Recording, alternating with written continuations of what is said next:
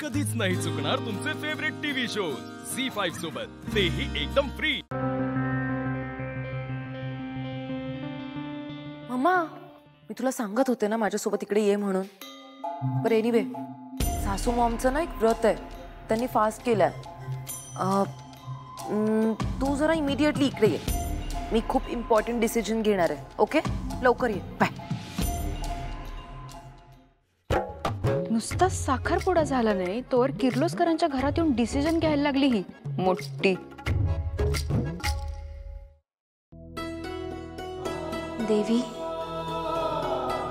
माझ्या देवी आई या किर्लोस्कर घरासाठी कडक उपास करणार आहेत। त्यांचं रक्षण कर, त्यांना शक्ती दे।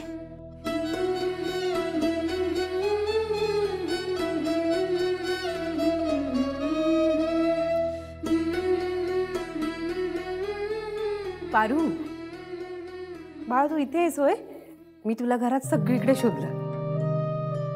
बरं, अहिल्या मॅडम ना उद्या मंदिरात जाणार आहेत पूजेसाठी। गुरुजी इथवर आले म्हणजे नक्कीच काहीतरी महत्वाचं आहे। उद्याच्या महाप्रसादाची सगळी तयारी आपल्याला करायची। हां, चालतंय। पण सावित्री आत्या, प्रसाद तिथं जागेवरच करावा लागेल ना? हो, तू करशील ना प्रसाद?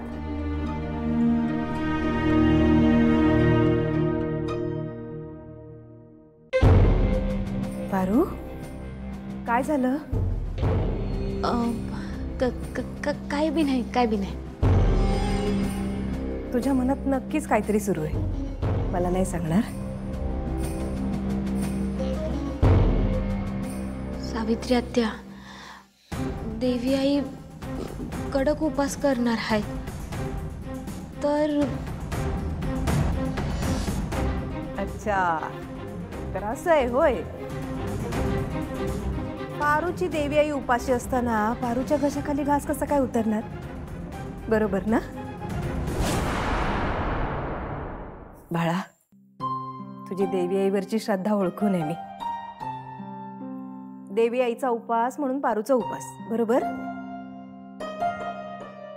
सावित्री आत्या, मला ना फक्त माझ्या देवी आईसाठी उपास करायचा आहे।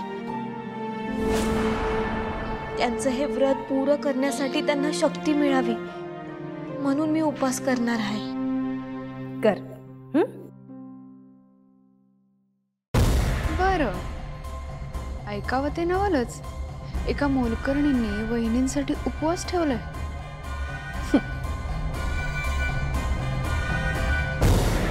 झी5 ॲप डाउनलोड करा आणि पहा सर्व एपिसोड्स एकदम फ्री।